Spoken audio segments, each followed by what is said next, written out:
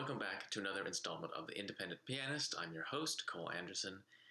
Preparing today's upload was rather an interesting experience for me because it revealed some interesting things about how I've actually changed, hopefully grown as a person and as a musician over the past couple of years. So just for some context, this Rachmaninoff Prelude already has been in my repertoire for a while. I think I prepared it for performance first back in 2018, and there's a recording of me playing it in a performance in 2019, I think during the summer. It was an intimate concert in a church, and it was probably the third time I'd played the piece for an audience, so it was pretty fresh. But the performance came out well, so I just kind of put that recording up on YouTube and kind of forgot about it.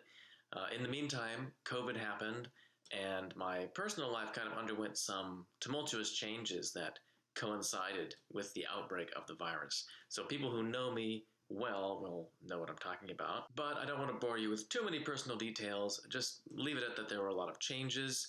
And for a while in 2020, I kind of felt like I was just drifting. I didn't really know what I was going to do in the future. My neighbors in the place that I was living then were complaining about my piano playing, so that was annoying. I kind of felt like I couldn't really practice unrestrainedly the way I was used to doing. It was a whole situation. So then I received this piano as a gift, actually, from a supporter of my work that enabled me to practice without bothering the neighbors and also made recording really easy. So I had this idea to do this YouTube channel. And really, I don't think I fully realized until just this week, how much my playing and my whole outlook on music has changed since I started doing this a year and a half ago or so. It feels a lot longer. I mean, doing this channel has had more effect on my playing than all the years of schooling, really, that I went through. I mean, that was all very useful, going through a bachelor's and a master's and a doctorate, but just in the last year and a half, just from kind of communing with my own performances and listening to myself so much, I really felt like an enormous amount has changed about how I approach music. And I'm much more in touch with my own feelings about how I want the music to go. And besides just that practical aspect of it, this has also turned into something of a passion for me. I've surprised to find that I'm really getting very wrapped up in presenting this great music in a way that's understandable and approachable for my viewers. So I genuinely love working on this channel. It really means a lot to me to be able to share the fruits of my labors with so many listeners out in internet land. For a pianist, we spend so much time practicing at our instruments alone, and if you don't really get many performance opportunities, it can feel like your music is just kind of being wasted in the void and not really adding that much value to people's lives. So anyway, I made a new recording of this prelude this week, and out of curiosity, I went to listen to my older version that was still up on YouTube, and it was a profound shock. It sounded like a totally different person to me. And actually, the first thing that shocked me was how much slower I play the piece now. Much slower, in fact, than any other recording on YouTube, including my old favorite by Sviatoslav Richter. And you're probably going to think this is funny, but this immediately threw me into self-doubt.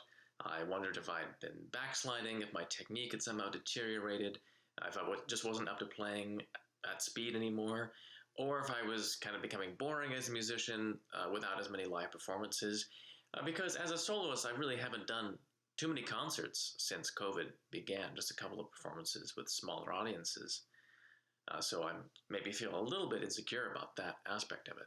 So I had to actually speak to a close friend, send them a clip of my recording, someone whose judgment I value enormously, to get their opinion. And they basically just told me, get over myself. I don't need to prove anything about how fast I can play. It's okay if my interpretation is different from everyone else's. That's kind of the point. And after all, being a musician in the first place, we want to say something unique about the music that we play. So I went back and I listened with fresh ears to my old recording once again, without worrying about the tempo. And what I noticed, it was very good, well played and everything, very fluent, besides some little missed notes and stuff from kind of nerves in a live recording. But it really struck me as being kind of shallow and unformed, the interpretation.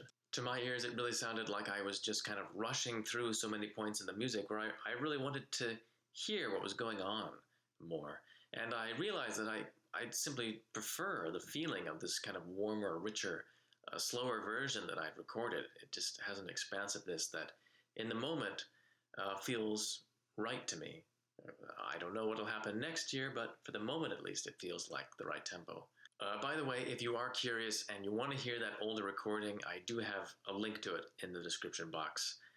But maybe wait until you've heard today's version first, because otherwise it might feel too slow the way I'm playing it now, if you have an obvious comparison that you just listened to.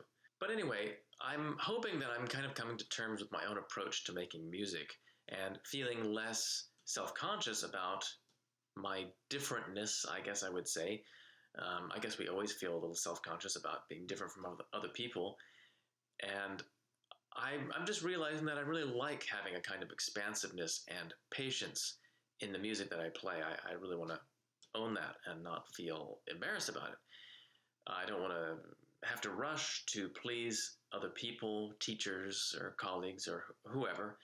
I think I always kind of had a little bit of that feeling when I was younger and going through schooling and so forth and studying with various teachers. And now that I'm on my own, I can really just do it the way that feels right to me. Of course, now having said all this, there probably will be someone in the comments on YouTube or on Reddit who is going to say, actually, you were playing super fast in this recording. There's no reason to go on and on about your tempo being slow and then play so fast, which is fine, of course. Actually, that brings up a whole other really interesting topic about the relativity of tempo and how differently the same tempo can sound to two different people, or even to the same person at different times of the day. I know that if I'm just sitting down without having warmed up, my tempi feel faster to me, but are generally slower. And after I've had a thorough warm-up, my tempi feel slower, but are actually faster. It's very odd. But I won't get into that too much right now. I think I've spoken enough for today's video. Rachmaninoff's B-flat major Prelude luckily requires little introduction. It's one of his happiest inspirations. Every single note is full of beauty and genius. And I give a very detailed analysis in the video. Also, my own recommendation on how best to enjoy these videos would probably be to start with one listen through without even looking at the analysis at all. Or maybe just follow the overall form that I have written at the top of the screen. Don't pay too much attention to the kind of detailed notes that I have written in. Then, of course, if you want more detail, you can go back through and freeze frame and read all the commentary and look at the markings, etc. And these markings are mainly kind of aimed for people who are pianists themselves and are maybe wanting to play this piece and learn more about it. But anyone, of course, can probably gain something from it if you have some basic theoretical knowledge. Anyway, that's only a suggestion, though. There's no right way or wrong way to enjoy these videos, whatever works for you. And I want to thank all of my financial supporters out there who contribute to the channel through Patreon or PayPal. I really appreciate all your support. And if you haven't become a supporter, please consider doing so. Every little bit helps. You don't have to donate a huge amount, but even a small donation of a few dollars a month would be enormously helpful. So please enjoy the music, and until next time, this is Cole Anderson signing off.